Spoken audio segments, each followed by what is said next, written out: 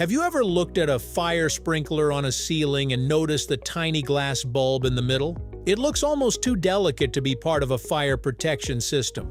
But that little bulb is actually the part that tells the sprinkler when to activate. So why use glass, and what exactly happens when the temperature around it gets dangerously high?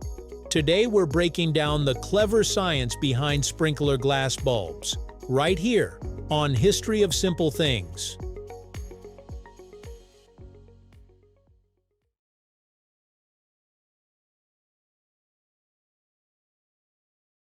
Automatic fire sprinklers have been used for well over a century. Early systems relied on heat-sensitive mechanisms that could open when exposed to high temperatures.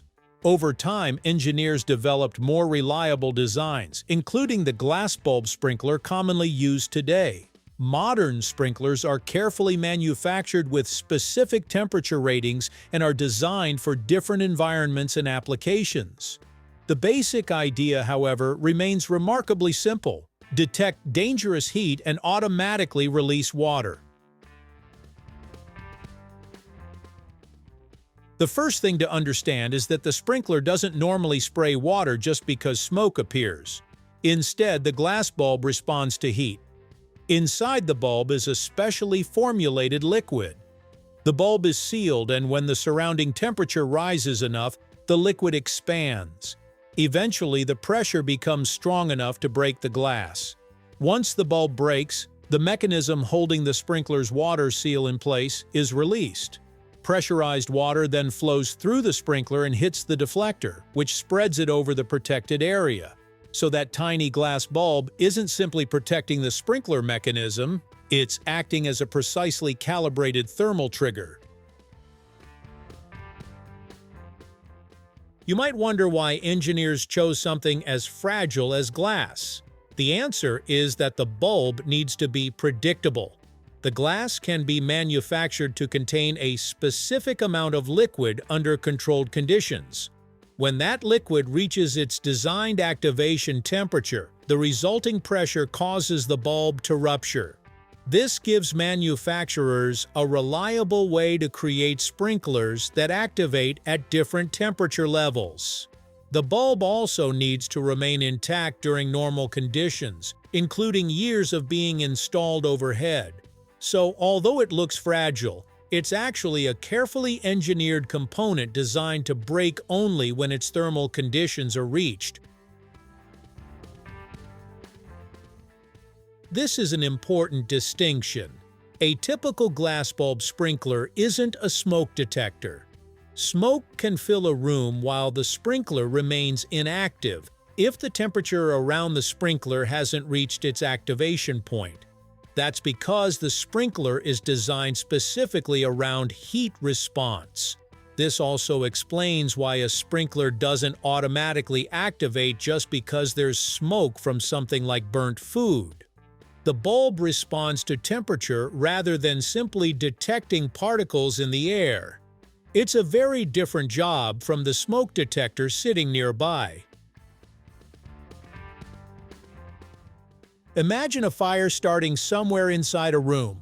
As the flames heat the surrounding air, hot gases rise toward the ceiling. The temperature around the sprinkler gradually increases. If the heat reaches the sprinkler's rated activation temperature, the liquid inside the bulb expands enough to break it. The sprinkler's sealing mechanism is then released. Water that has been held under pressure inside the piping rushes out through the sprinkler opening and strikes the deflector.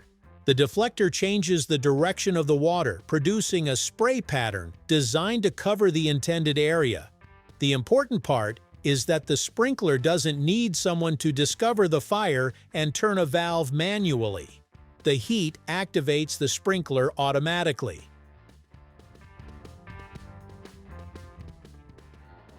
Not every room should use a sprinkler that activates at the same temperature. Consider a kitchen, industrial space, or area exposed to unusually high ambient temperatures. A sprinkler installed there needs to tolerate normal heat without activating accidentally. That's why sprinklers are manufactured with different temperature ratings. For example, NFPA classifications include ordinary, intermediate, high, extra high, very extra high, and ultra high temperature categories. Glass bulb colors are also used to identify temperature ratings. Depending on the standard and sprinkler design, colors such as orange, red, yellow, green, blue, purple, or black can indicate different ratings. So the color of the liquid inside the bulb isn't just decoration. It can provide important information about the sprinkler's thermal rating. This is another common misconception. If a fire starts in one part of a building, you might imagine every sprinkler head opening simultaneously. That's generally not how standard automatic sprinkler systems work. Each sprinkler has its own heat-sensitive element. A sprinkler exposed to enough heat can activate independently of others that haven't reached their activation temperature. This means the system can concentrate water where the fire is producing significant heat rather than automatically releasing water from every sprinkler in the building. That selective response is one of the clever features of individual sprinkler activation. The sprinkler also doesn't contain a sensor that searches for flames. Once activated, it simply releases water through its opening and uses the deflector to distribute that water in a predetermined pattern. The sprinkler's position, orientation, deflector design, and water supply characteristics all affect how the spray is distributed. Manufacturers produce different sprinkler designs for different installation conditions, including pendant, upright, and other configurations. So the sprinkler doesn't think, "There's the fire." Instead, it is installed in a position where its water distribution can help control the fire when the heat triggers it. What if the glass bulb gets broken accidentally? The glass bulb is an important safety component, so damaging it can affect the sprinkler's operation. A sprinkler should never be treated like something that can be tested by tapping or hitting the bulb. Sprinklers are designed and listed for specific applications, temperatures, pressures, and installation conditions. For example, manufacturers specify maximum pressure and other technical requirements for individual models.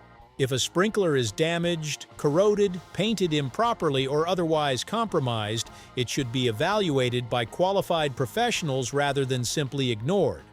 After all, it's not exactly the kind of device you want to discover is broken during an actual fire. So why do sprinkler heads have glass bulbs?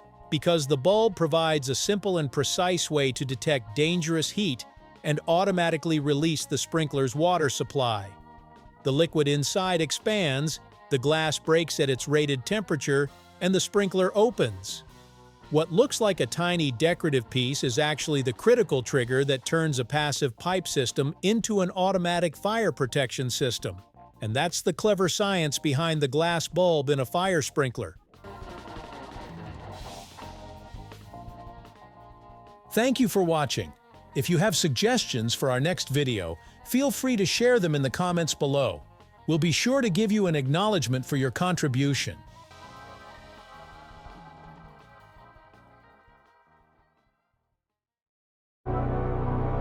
Thank you for joining us on this journey through the history of simple things. Don't forget to like, subscribe, and stay tuned for more stories woven through the smallest details.